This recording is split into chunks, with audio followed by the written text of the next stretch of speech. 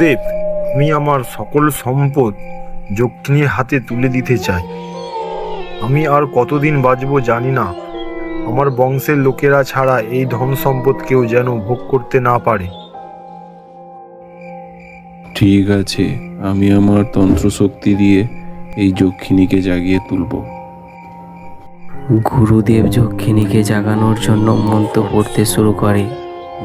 কিছুক্ষণ পর একটি ভয়ঙ্কর মূর্তি বেরিয়ে আসে আর অট্ট হাসিতে ফেটে পড়ে।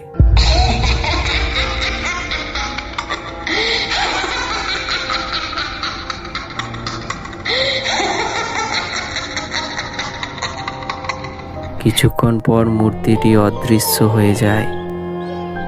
শোন জমিদার, তোর বংশের কেউ যদি এই সম্পত্তি নেওয়ার চেষ্টা করে তাহলে তাকে বছরের প্রথম অমাবস্যায় একটি করে লোককে ওই বাড়ির ভেতরে পাঠাতে হবে। এইভাবে 5 বছর এই কাজটা করতে পারলেই সে সব ধন সম্পত্তি পেয়ে যাবে। আর তোর মৃত্যুর পর তোর কোনো বংশধর অমাবস্যার রাতে এই বাড়িতে যেন না থাকে। তুই এই সব কথা একটি পাণ্ডুলিপিতে লিখে রেখে দিবি, ঠিক আছে? ঠিক আছে গুরুদেব।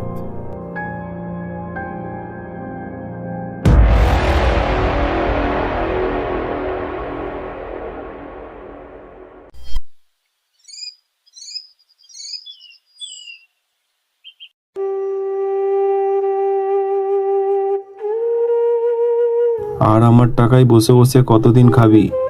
এবার তো একটা কাজের ব্যবস্থা কর। আমি আর তোর পেছনে কোনো টাকা খরচ করতে পারবো না। আর 2 দিন সময় দিলাম তোকে। হয় তুই একটা কাজের ব্যবস্থা করবি, না হলে আমার বাড়ি থেকে চলে যাবি। মামা, আমি তো অনেক কাজের খোঁজ করছি। তোর এত কথা শুনে আমার কাজ নেই। আর 2 দিন, তার মধ্যে যদি কাজের ব্যবস্থা না করতে পারিস তাহলে আমার বাড়ি থেকে চলে যাবি। সুভাষের মামা এইসব কথাগুলি বলে নিজের কাজে চলে যায়।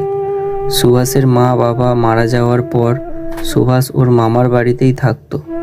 প্রথম দিকে সুভাষের মামা মামি ওর সাথে খুব ভালো ব্যবহার করত। কিছু বছর যাওয়ার পর সুভাষকে উঠতে বসতে উল্টো পাল্টা কথা শোনাতো। সুভাষ হাঁটতে হাঁটতে চায়ের দোকানে গিয়ে বসলো। কিরে সুভাষ, তোর মন খারাপ কেন? মানিকদা, অনেকদিন ধরে কাজ খুঁজছি, কিন্তু একটাও কাজ পাচ্ছি না। ও, এই ব্যাপার। আমার কাছে একটা কাজ আছে, তুই যদি চাস এই কাজটা করতে পারিস। কি কাজ মানিকদা? আরে আমাদের রায়বাবুর রতনপুরে একটা বাড়ি আছে না, ওই বাড়িটা দেখাশোনা করতে হবে। আমার কোনো অসুবিধাই নেই মানিকদা, তুমি একটু যোগাযোগ করে দাও। আমি রায়বাবুর সঙ্গে কথা বলে কালকে জানাবো। কাল তুই এখানে এসে আমার সাথে দেখা করবি। এই খবর শুনে সুভাষের মনটা খুব ভালো হয়ে যায়। সুভাষ খুশি মনে বাড়িতে চলে যায়। সেই দিন রাতে সুভাষের মামা সুভাষকে জিজ্ঞাসা করলো, কিরে, কাজ পেয়েছিস? কথাটা শুনে সুভাষের মনটা আবার খারাপ হয়ে যায়। ওর মামা ওকে উল্টোপাল্টা কিছু কথা শুনিয়ে দেয়। সুভাষ মন খারাপ করে রাতে ঘুমিয়ে পড়ে। পরের দিন সকালে সুভাষ ওই চায়ের দোকানে গিয়ে বসে। কিছুক্ষণ পর লোকটি চায়ের দোকানে চলে আসে। সুভাষ ওনাকে দেখে বলল, মানিকদা, রায়বাবুর সাথে কথা বলেছিলে? হ্যাঁ বলেছিলাম, তোর সাথে কথা বলবে বলেছে। চল আমার সাথে।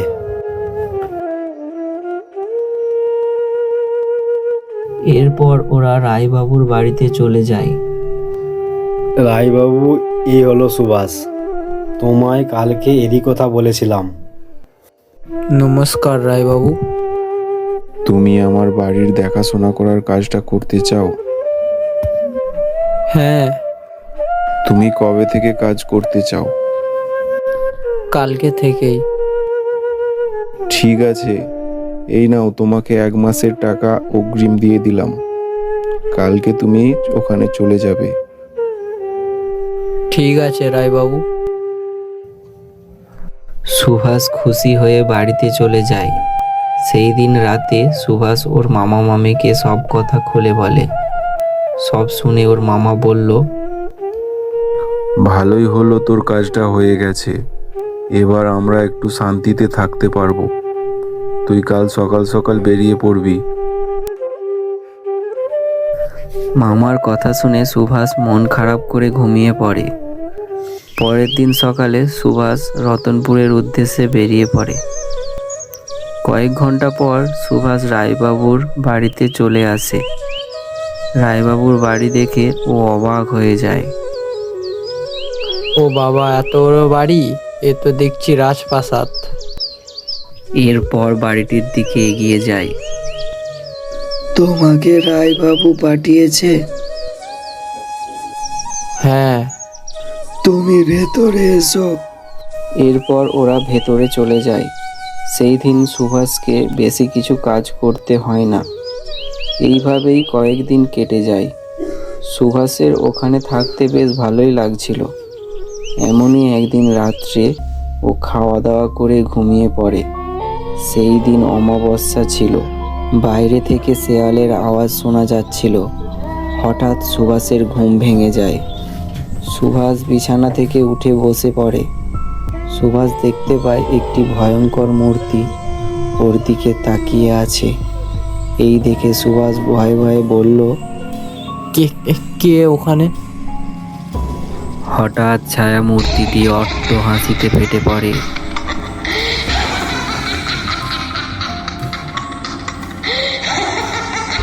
ছায়া মূর্তিটি ওকে মেরে ফেলে আর ওর মাংস খেয়ে নেয়।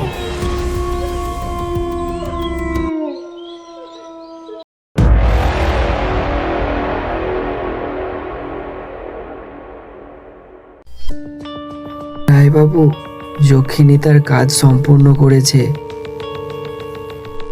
মানিক, এবারের মতো যক্ষিণীর খিদে মিটেছে। তুই পরের বছরের জন্য এই রকম অনাথ ছেলের খোঁজ করা শুরু করে দে।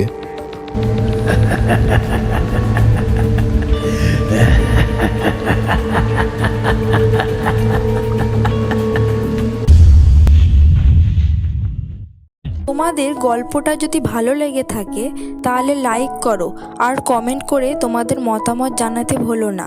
আর হ্যাঁ, চ্যানেলটিকে সাবস্ক্রাইব করে দিও।